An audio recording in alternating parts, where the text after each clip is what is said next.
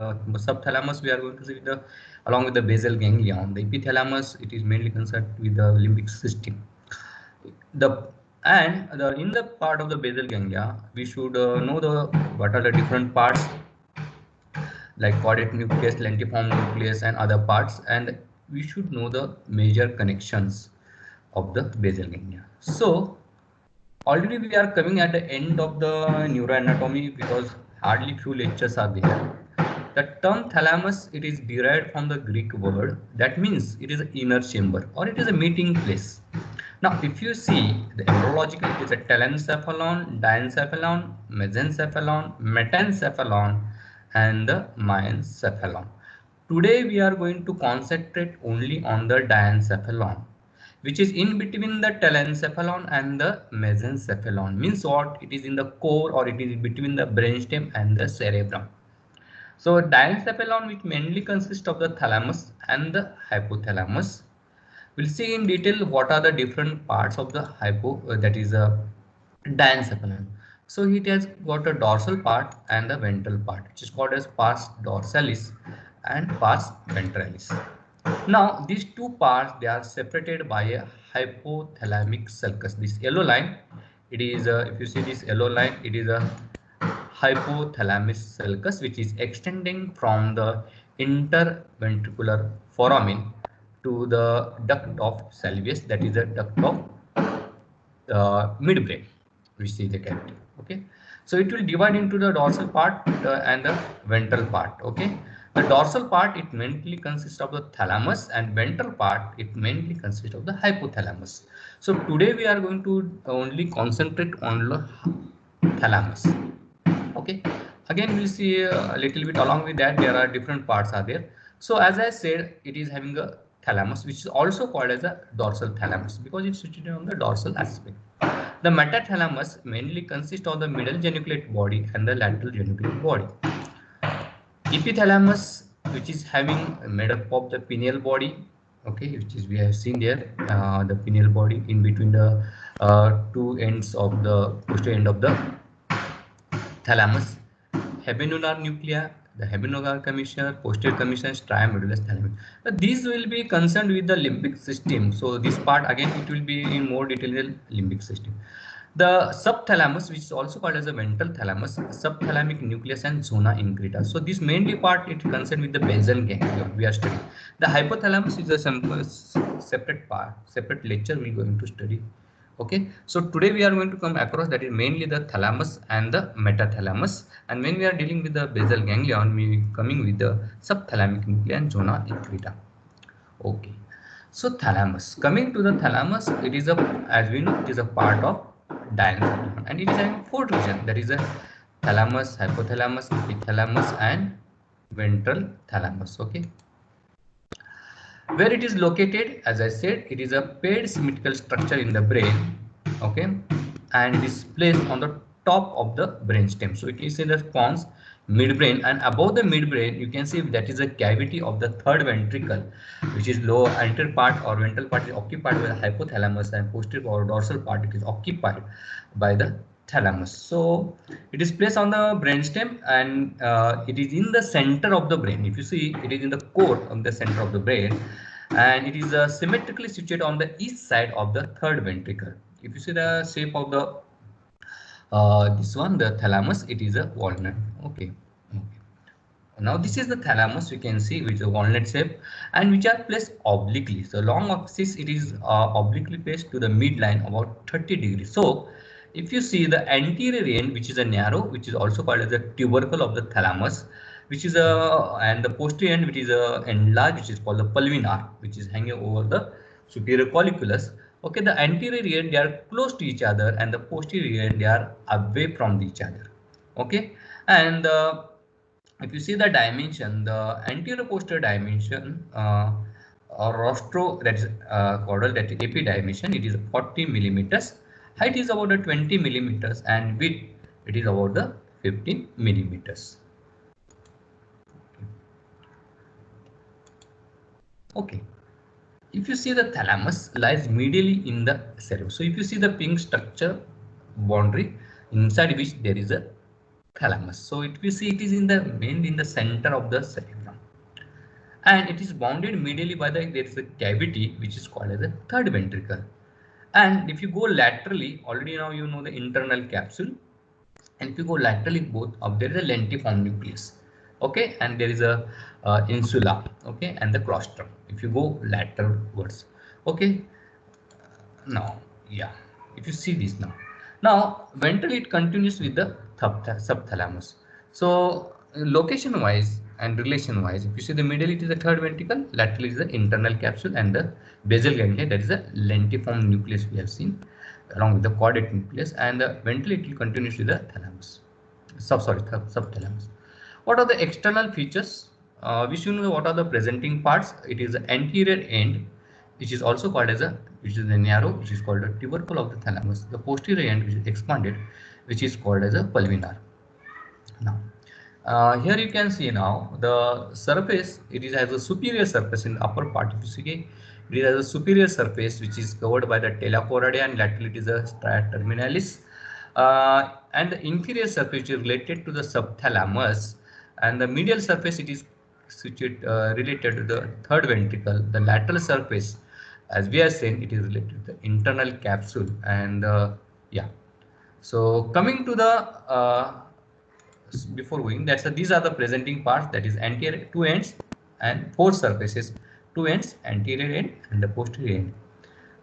Four surfaces, that is superior surface, inferior surface, medial surface, and the lateral surface. We'll see in detail what are the relations on this. So anterior pole, it lies just behind the interventricular foramen. The foramen which is connecting the lateral ventricle with the third ventricle. So just behind this interventricular foramen, anterior pole is situated. The posterior pole, which is called as a pulvinar, it lies just above the and lateral to the superior colliculus. As we know, the superior colliculus, okay, and there is an inferior colliculus, okay. Already we have seen that is the we studied the part of the tectum of the midbrain. Okay. Now coming to the superolateral surface. Now if you see this diagram, we have removed the upper part, and you can see on the the superior aspect, the green structure, it is nothing but it is a thalamus, okay. And you can see the structure if you go laterally and superiorly, you can see there are other structures. So superior surface of the thalamus, it is again covered by the white matter, and this white matter it is called as a stratum zonale. So stratum zonale is nothing but the white matter which is covering the superior surface of the thalamus, okay. Now if you see the laterally, if you see the this white matter extend laterally, and the line of reflection of ependyma, okay, so where there is a line of reflection, it is called tinea thalami, and the upper surface it will form the roof of the third ventricle. Now this surface it is separated from the overlying body of the fornix. Here you can see the fornix, okay, it is separated from the fornix by a choroid fissure with a tela choroidea within it. And if you go more laterally, okay, one of the diagram I'll show here, okay.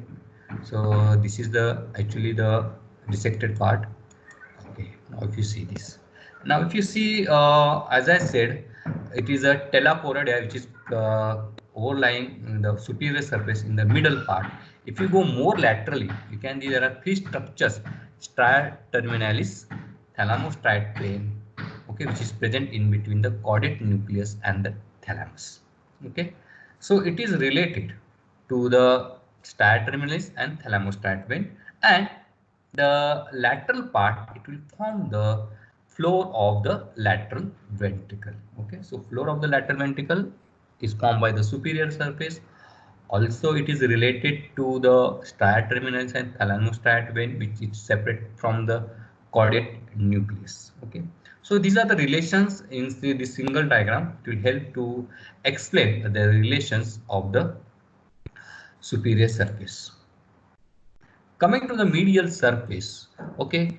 Now here you can nicely see the schematic diagram extending from the and that is interventricular foramina to the duct of Sylvius.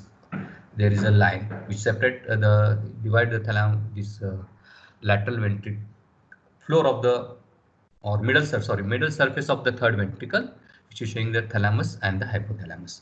So middle surface of the thalamus, it is forms the lateral wall mainly.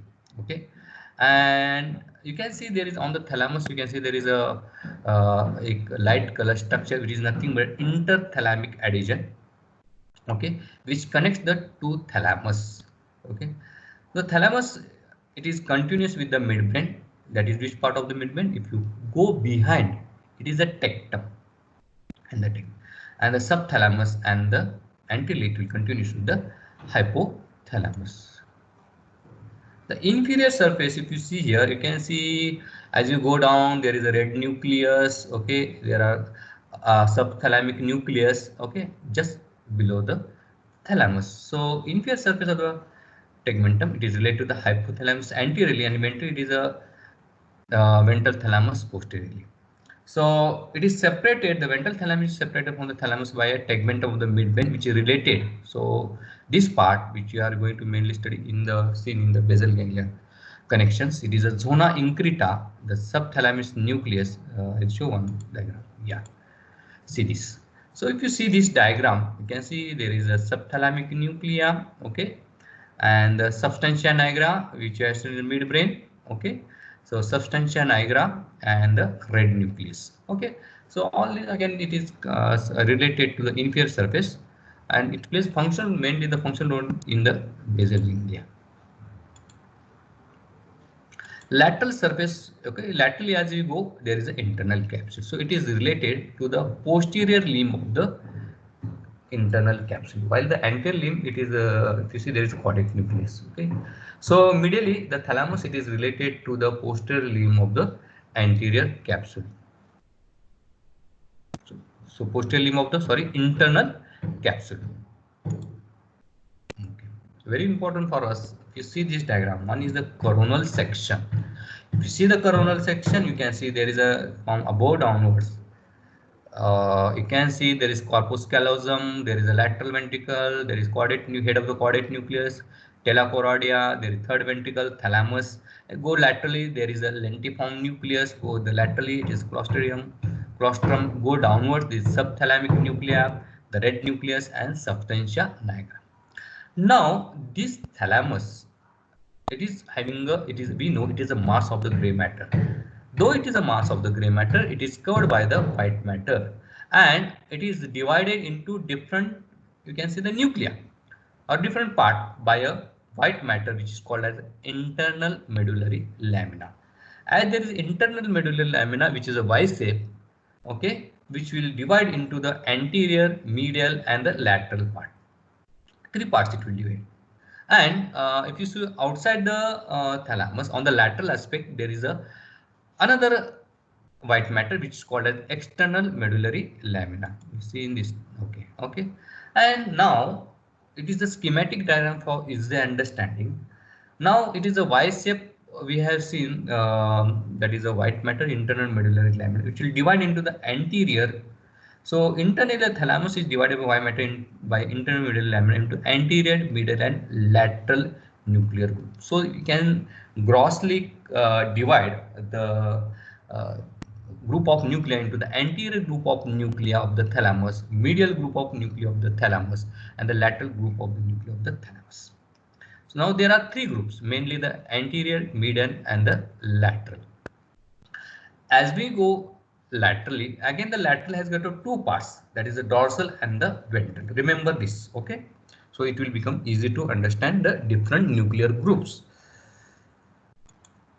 Okay, now this is the diagram which is showing the anterior nucleus, which is showing the medial nucleus, and which is showing the lateral group of nucleus. And as I said, lateral group which is having a dorsal and a ventral group of nuclei. Again, it is subdivided. Okay, so you can see anterior nucleus, that is medial nucleus, which is called as medial dorsal. Mainly it is having a medial dorsal nucleus. Now when we are dealing with this internal medullary lamina, it is also having some group of nuclei. Okay, we'll see. It is mainly, remember, it is a centromedial nucleus. So the internal medullary lamina contains interthalamic fibers which are connecting the different nuclei of the thalamus with each other. External medullary lamina you can see in this diagram, which is on the lateral, which is from the lateral boundary of the thalamus and just middle to the internal capsule. So between the external medullary lamina and the internal capsula, there is a nuclei which is called as a reticular nucleus, which is near the thalamus. So it is a thalamic reticular nucleus. Okay. Now we'll go to the divisions now. So this is a classical diagram, which is very important to understand. So you can see there is anterior group, medial group, and the lateral group. Anterior group, and one more is there, internal medullary lamina, in which there are the nuclei, and the median, which are near the medial surface. Now we'll see one by one. Anterior, you can remember only the anterior group of nuclei, which is having a anteroventral, anterodorsal, anteromedial. Okay. So according to the situation, again the anterior group of it is subdivided into anteroventral, anterodorsal, anteromedial, because these different nuclei will having a different connections. Okay. Medial group, it is mainly the dorsomedial group, which is mainly having the dorsomedial group of nucleus. Lateral, now it is having a, as I said, it is having a ventral and the dorsal group of. So which are these ventral? This is a ventral anterior, ventral lateral, and ventral posterior. Now as we go ventral posterior, okay, again the ventral posterior, it is having a two parts, medial part and the lateral part, or subdivision we can say. So it is a ventral posterior lateral and ventral posterior medial nucleus. So mainly we have seen there are many ascending tracks, they end in the VPL and VPM. Okay, so that's the afferent connections we can see here. So that's the meaning of the VPL and VPM, how they are formed. Dorsally, it is having a lateral dorsal, lateral posterior, and expanded posterior end, which is called a pulvinar, and which is now this middle geniculate body and the lateral geniculate body, they are now included in the pulvinar. Before it used to include a separated as a metathalamus. Okay, but we are now considering this part of the thalamus only. Okay, so different books have given different. So here we are considering with along with the pulvinar, it is a dorsal group of nuclei of the lateral part. Now there is an intralaminar nuclei.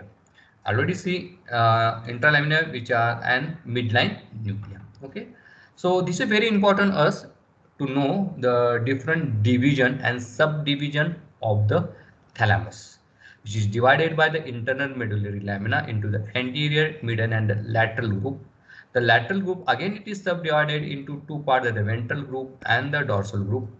The ventral group, which is again subdivided into anterior, lateral, and the posterior. The posterior one again divided into the middle and the lateral.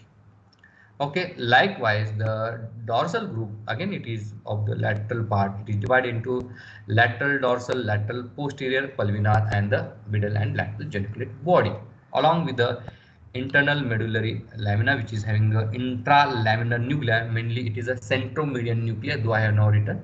So it is a centromedian nucleus, and middle group is mainly having a dorsomedial group nucleus, and there are midline nucleus. Coming to the next slide, yes. Now we'll go for the connections. Now we have seen the what is the thalamus. We have defined the thalamus. What are the presenting parts? We have seen the two ends, four surfaces. We have seen the relations, and then we have seen the thalamus where it is located, the nuclear group, how the different nuclear groups are formed, that we have seen. Now coming to the anterior tubercle, which is having the anteroventral, anterodorsal, and anteromedial. Okay, so these anterior group of thalamus, they have a reciprocal connections. If you see it going from the mammary gland to the, so connections, they are going from the anterior group to the mammary gland and the cingulate gyrus of the cerebral cortex. Okay, so it is going to the mammillary bodies and the cingulate gyrus. So it is called as a mammallothalamic tract, going from the mammary glands to the thalamus, the afferent fiber, efferent. Okay, same way, that is a going from the thalamus, mammary gland, thalamus to the mammary gland, mammary body. Sorry. Okay, main function is a storage of the recent memory. The detail we have already in the physiology part. Just we know the now the gross anatomy. Now we'll see in brief the connections and their functions. Okay. So this anterior group of nuclei, the anterior tubercle, it mainly forms the Pepys circuits, okay, which is mainly concerned with the memory. Okay, if you see, it is a anterior thalamic nucleus related to the cingulate gyrus, and in turn it is connected to the neocortex. The cingulate gyrus is connected to the hippocampus and the hypothalamus, and anterior thalamic nuclei, you see, they are again connected to the hypothalamus. Okay, that is a we have seen the memory bodies. Okay, on the medial group nucleus, okay, mainly I said it is a dorsomedial nucleus, which is mostly developed part in the human. Okay, so dorsomedial nucleus, it is reciprocally again connected with the prefrontal cortex, that is area number 9, 10, 11 and 12. If you know the functional area, that is prefrontal cortex, what is the function of the, then it becomes easy to know what is the function. So it is concerned with the affective layer, decision making and the judgment, memory and integration of the somatic and the visceral activity. Okay, so if you know the cerebral cortex, what are the different area, it becomes very easy to understand the functional aspect. Okay, so medial group, mainly it is a dorsomedial nucleus, is reciprocally connected to the prefrontal cortex. Okay, that is through the anterior thalamic peduncle, and also it is connected to the frontal eye field area.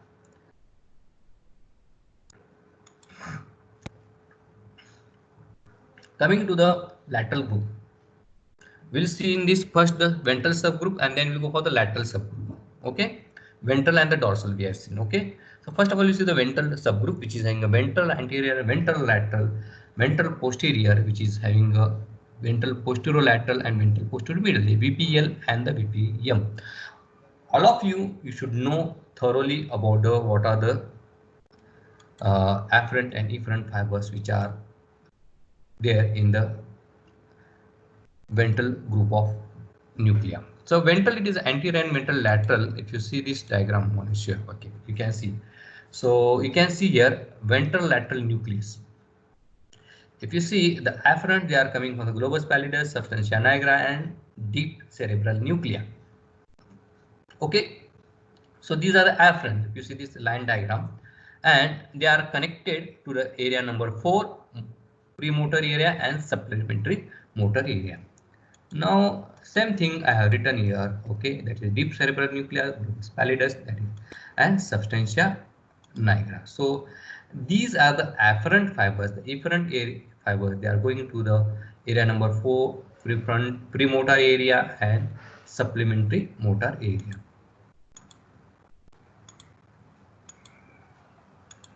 Okay, so efferent already have talked about going to the primary motor area, area number 4, non-primary somatosensory area, which is present in the parietal cortex, area number 5 and 7, and premotor and supplementary motor cortex. So if you remember only this diagram, line diagram, it becomes easy. So what are the connections of the ventral, anterior and the lateral nucleus?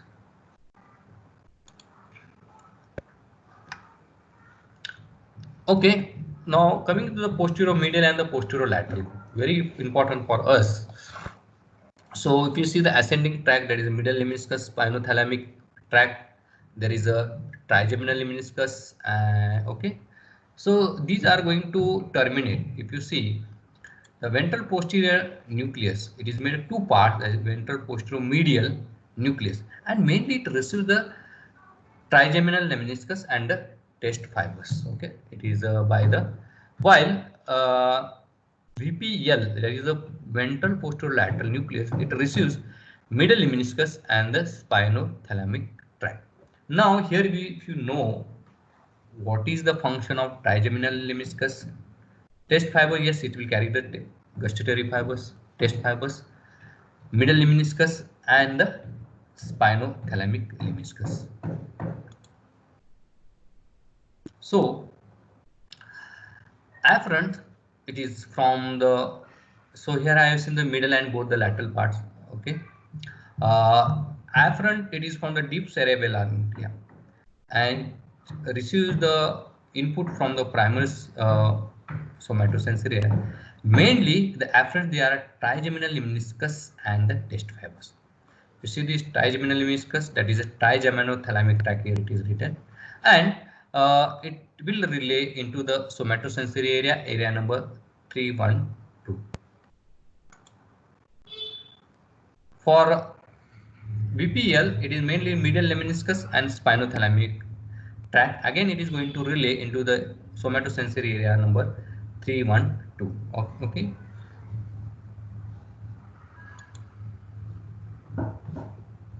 Lateral, if you see the dorsal part of the lateral group, it is having a lateral dorsal, lateral posterior, and pulvinar. We'll see in detail about the mammary, that is a middle geniculate body and the lateral geniculate body. Okay, so to mention, it is a lateral dorsal. It is related, connected to the mammary body, the parietal lobe, area number 5 and 7, and it is concerned with the limbic system. So this part mainly will see in the limbic system, the separate lecture. And the lateral posterior, that is having the pulvinar, it is having a geniculate body, both, that is the lateral and the middle geniculate body. Temporal occipital lobe, and it will concern with the limbic system. So mainly we are going to see the geniculate body, what are the different connection in the coming slides. Midline nuclei, it is they are considered numerous cells of group, and they are poorly developed in the humans, and they are located in the middle border of the thalamus along the wall of the third ventricle. And mainly the afferent, they include the projections from the hypothalamus, the fiber, they are coming from the hypothalamus, the brainstem nuclei, amygdala, and the hippocampal gyrus. So again, these are mainly concerned with the limbic. It will be seen in the limbic part, and the output, it is in the limbic cortex and the ventral striatum. So I'll not go into detail of this. Just remember there are midline nuclei which are concerned with the they are connected with the hypothalamus, brainstem, amygdala, and parahippocampal gyrus, as well as the limbic cortex. They have a role, as I said, in emotion, memory, and the autonomic function, which are related.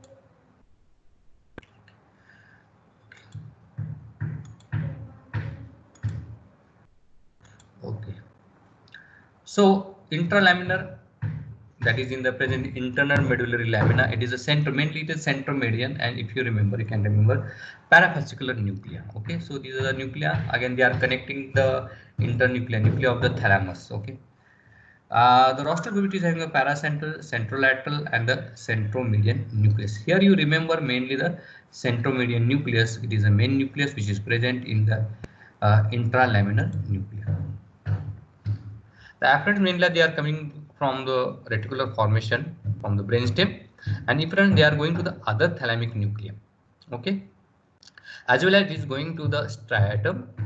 Striatum, if you see, it is a caudate nucleus and the putamen. We will see in the basal ganglion what is the striatum, pallidum. Okay, in the coming slide. So it is a efferent they are given to the other thalamic nucleus and the caudate nucleus and the putamen. Very important for us, what is the metathalamus? It is nothing but the middle geniculate body and the lateral geniculate body. We know the middle geniculate body, it is mainly concerned with M for, that is a music, hearing, auditory.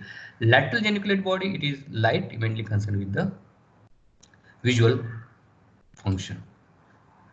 So if you see, this is a relay station, the middle geniculate body, which is relay station of the auditory system. So here you can see there is a lateral lemniscus which is carrying the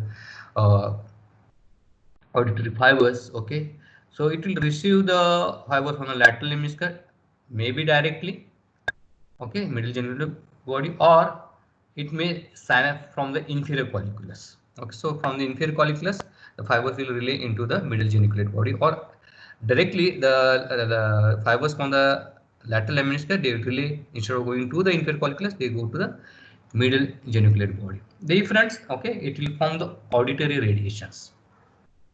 and it will go to the primary auditory cortex in the temporal lobe, and the area is area number 41 and 42, and they pass through the sublenticular part of the internal capsule. Okay, so the afferents, they mainly coming from the lateral hemispheres. Efferents, they going to the primary auditory cortex, that is area number 41 and 42, in the form of auditory radiation just beneath the internal capsule, that is the sublenticular part of the internal capsule. The lateral geniculate body, as we know, it is concerned with the light. You can see this visual system. Okay, so the fiber, they are coming from the optic tract. Okay, carrying impulses from both the retina, right, as well as the left. You can see there is retina ipsilateral and contralateral, which is going to the lateral geniculate body, and from the lateral geniculate body, it is going to the visual area.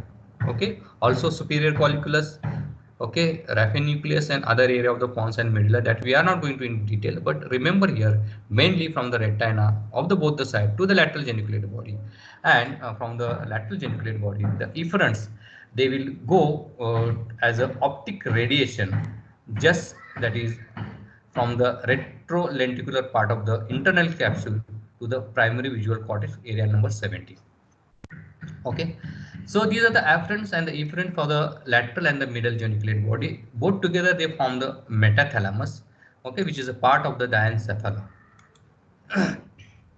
Coming to the blood supply, the blood supply of the thalamus, it is from the posterior communicating artery, the paramedian, thalamic and subthalamic arteries, thalamo-geniculate arteries, and the posterior, the middle and the lateral choroidal arteries. So all these are the branches of posterior choroidal artery. Now, additionally, the internal carotid artery via the anterior choroidal branch, and which will supply the lateral thalamic part of the thalamus. Okay, that is the lateral territory of the thalamus, which is supplied by the branches from the anterior choroidal artery will use the branches, and that will supply the lateral territory of the thalamus. Coming to the thalamic infarct, which is called as thalamic syndrome. So most of the thalamic they are reported in the posterolateral and middle thalamic part, and this is supplied by the geniculothalamic and paramedian arteries. Okay, so posterolateral, it is by the geniculothalamic, and middle part, it is the paramedian arteries. Okay, so there are different manifestations we can see here, that is signs and symptoms. When there is a thalamic nucleus, there will be the sensory disturbance. Okay, because if you see all the sensory modalities, they are relay into the ascending tract into the different nuclei of the thalamus. There will be a thalamic pain. Okay, we'll see what is this thalamic pain. There will be a hemiparesis, dyskinesia. Okay, there will be disturbance of consciousness, as we seen. They are concerned with the anterior group. They are related to the frontal area. Memory disturbance, as it take part in the Papez circuit, you can see here an affective disturbance. Okay, so these are the few signs and symptoms which are associated with the thalamic lesions, and also there is a disturbance of the language. Okay, so what is thalamic syndrome? This is concerned with the posterolateral thalamic territory. There is a severe persistent paroxysmal pain, and it is intolerable. So a small pain, it will be represented as a person will feel as it is a huge pain, which is called as a thalamic pain, and which is not, it is resistant to the analgesia. Okay, so there is a hyperactivity. You can say the feeling it is more. The perception, as I said, because the perception of epicritic pain. Okay, so it is like a from a pinprick, it will reach to the painful area, and this symptom is known as anesthesia dorsala. Okay, that is painful anesthesia. Now, if you see here, there is a, if you see the posture of the hand, okay, which is called as a thalamic hand here. Okay, it is a athetoid posture of the contralateral hand, you can see, and it appears 2 or more weeks after the lesion. And if you see what are the feature of this, if you see there is a hand, it is flexed and pronated at the wrist. So there is flexion, pronation at the wrist joint, and metacarpophalangeal joint. So there is flexion of the wrist joint, pronation of the wrist joint, and there is flexion of the metacarpophalangeal, and there is extension of the interphalangeal joint. Okay. The fingers, they are abducted. The thumb, either it is abducted or it is pushed against the palm. Here it is shown it is pushed against the palm. So this is a thalamic hand. So this was the about the this one, the thalamus. We'll go in brief about the basal ganglia. Again, the basal ganglia, it is nothing but the large gray matter which is situated deep to the white matter of the cerebral hemisphere. It forms the subcortical motor nucleus, and mainly it forms an important part of the extrapyramidal system. Now you know what is the extrapyramidal system, and so it will cooperate with the cerebral cortex in controlling the movement to bring down the smooth movements. Okay, so there are different components. There is a called corpus striatum, which is having a caudate nucleus, okay, and the lentiform nucleus. They are continuous with each other. The caudate nucleus is a head, body, and the tail.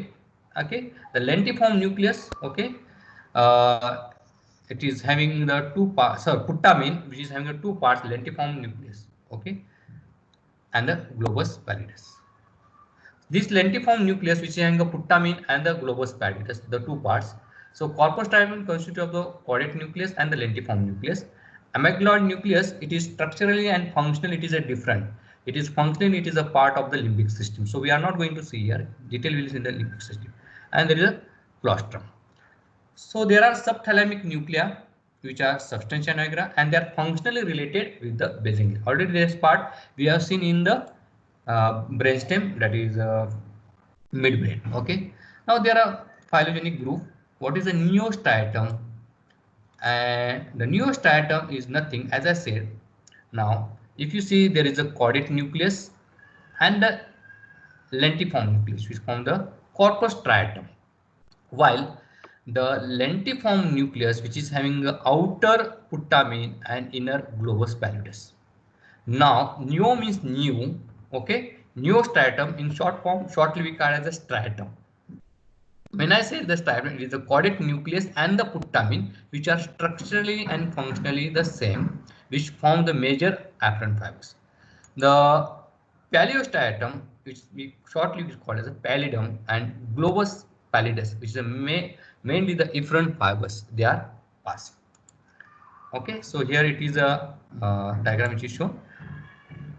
Archistratum, mainly the amygdaloid body. So functionally and structurally is different. It is not part of the basal part. So it is connected at the tail of the caudate nucleus. Okay, you should know this classification.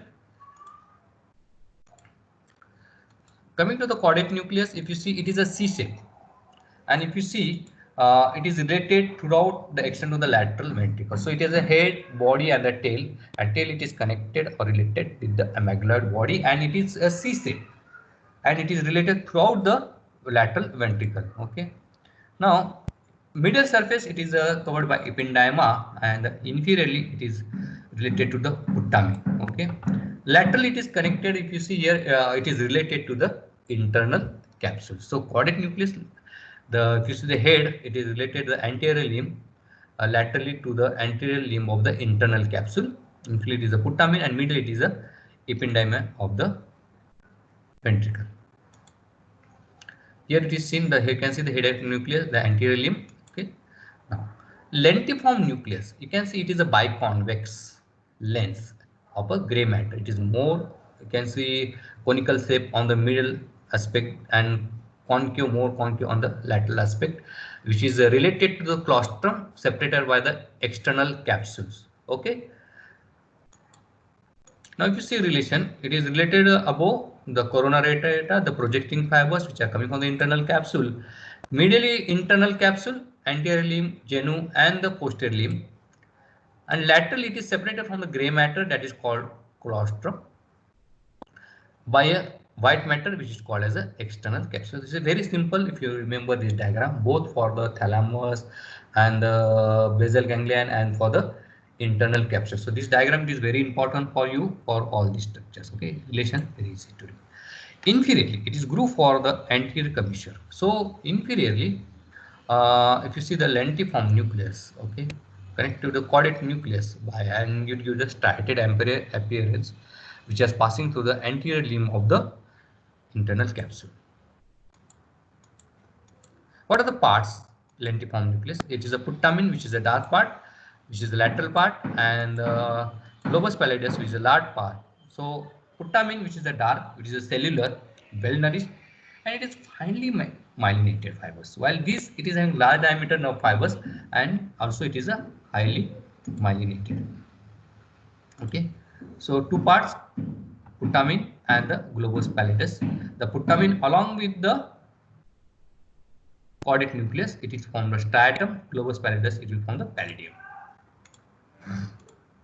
Functionally, relation it is a if you go downward, there are subthalamic nucleus, which is formed the part of the basal ganglia. Substantia nigra, which is in the midbrain. Okay, also it is concerned with the basal ganglia, which is having a pars compacta and pars reticularis. So two parts, it is having a pars compacta, pars reticularis, and it is related functionally to the globus pallidus. Okay, which is having a gamma. Okay, while pars compacta, it is a medium size, which is having a dopaminergic neurons and also contain the neuromyelin. And this is mainly concerned with, if you see, if there is a deficiency of this dopaminergic fiber or dopamine synthesis in the pars compacta, condition one, you know, it is a Parkinsonism. So this is a diagram, schematic diagram to show the better relations of the or parts of the systems. Okay, that is the basal ganglia. So just to remember, there is dorsal. We are today going to see the dorsal basal ganglia and the ventral. Ventral mainly concerned with the limbic, so it will be not covered. Today we are going to see the caudate nucleus, putamen, and the globus pallidus. Okay, and these are associated. The dorsal basal ganglia are associated with the subthalamic nuclei and the substantia nigra. If you see the connections, you know the parts. The afferent fibers, they are three types coming from the cortex. These are going to the striatum. These are called corticostriate fibers. So coming from the entire cerebral cortex. Thalamostriate, they are coming from the intralaminar nucleus of the thalamus. If you remember the thalamus now. Nigrostriate, okay, these are fibers coming from pars compacta, which is carrying the dopamine. Okay, and they are dopaminergic, it is written. Okay, so three types of fiber apparent: corticostriate, thalamostriate, and nigrostriate. Efferents, they are going to the thalamus. If you see the schematic, thalamus, subthalamin nuclei, superior colliculus, reticular nucleus, habeneural nucleus, and there are outflow. Okay, there are four bundles. If you see these bundles, you can see in the red there is a fasciculus lenticularis. Okay, the fasciculus lenticularis, which is coming from the globus pallidus. You can ansa reticularis, it is coming both from the fasciculus reticularis is mainly coming from the both the parts, that is the putamen and the globus pallidus. Ansa reticularis, they are mainly coming from the globus pallidus. Okay, and there is subthalamic fasciculi. All these unite to form the thalamic fasciculi, which is relay into the thalamus. Okay, now if you see this diagram, it is giving a circuit. If you see here the striatum, that is caudate and the putamen, which is called as a striatum, just concentrate there. It is getting the information from the three major source, that is from the thalamus. Okay, you can see the green arrow from the thalamus, that is substantia nigra. Okay, that is green arrow you can see, and as well as from the cerebral cortex. So these are three inputs you can see here, and in turn this fiber, they are projected to the globus pallidus. The globus pallidus, in turn, it is connected to the subthalamic nucleus and to the thalamus, and thalamus again it is connected to the cerebral cortex. So the activity of the basal ganglia is initiated by, so this is a circular pathway which shows the function of the basal ganglia. If you see to the diagram, it is easy to understand. The activity of the basal ganglia is initiated by information which is received from the cerebral cortex, the thalamus, and the brainstem. That is the substantia nigra.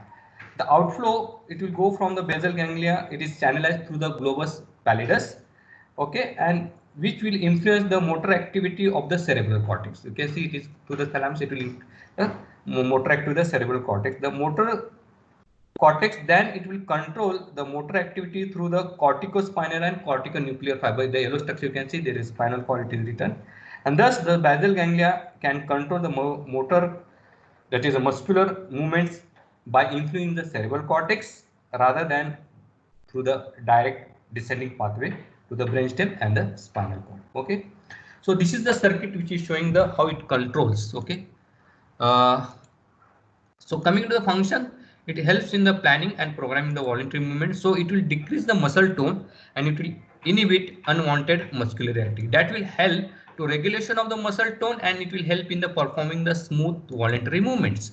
Regulation of automatic movements like swinging of arms during the walking and stereotypic motor function, and actually it is a control the reflex motor activity. Okay, these are the functions. Cognitive functions, which is by the Venter's time, I'll not go in detail. Just see it is with the limbic system. It is organizing the behavioral response and using the verbal skill in the problem solving and empathetic and socially appropriate response. Okay, so that will be again in the limbic system. Applied part. There are different types of movement disorder will be classified. If you see this diagram, it is hyperkinesia, hypokinesia, and it is hypokinetic. It is akinesia, in which there is impaired initiation of the movement. Bradykinesia, in which there reduced amplitude of the movement, and rigidity, it is due to increased muscle tone. Okay. Along with that, you can see hyperkinetic disorder, in which there is a dyskinesia, in which there is excessive and abnormal motor activity, decreased muscle tone. The involuntary movements like atelectasis, where there is slow sinus writing movement of the limb. Chorea, in which there is quick, jerky, involuntary random movements of the limb and the face. Okay. Ballism, it is a violent, large amplitude, in which it is seen in the proximal part of the limbs. Okay. Parkinsonism, as I said, it is due to deficiency. It is seen after the 50 years of the age due to the deficiency of the synthesis of the dopamine in the this one, that is a substantia nigra. Okay, so in which if you see the symptoms and signs and symptoms show the pin rolling tremors. Already it is everything. It is shown in the diagram. There is marked facial expressions to posture, rigidity here, forward tilt of the trunk is there, reduced arm swing is there, lead pipe rigidity is there. Okay, that cogwheel type rigidity increase due to the increased muscle tone and absence of the arm swinging during the walking, which is okay. So hemibellism, it is nothing but a lesion of the subthalamic nucleus, which is throwing of the object, and lastly chorea, lesion of the caudate and the putamen. Okay, so there are two types: Sinham's chorea, which is associated with the rheumatic fever, and Huntington's chorea, which is autonomic dominant disorder. So this was the today we have seen. If you have got any difficulty, you can put on the chat box or you can mail me.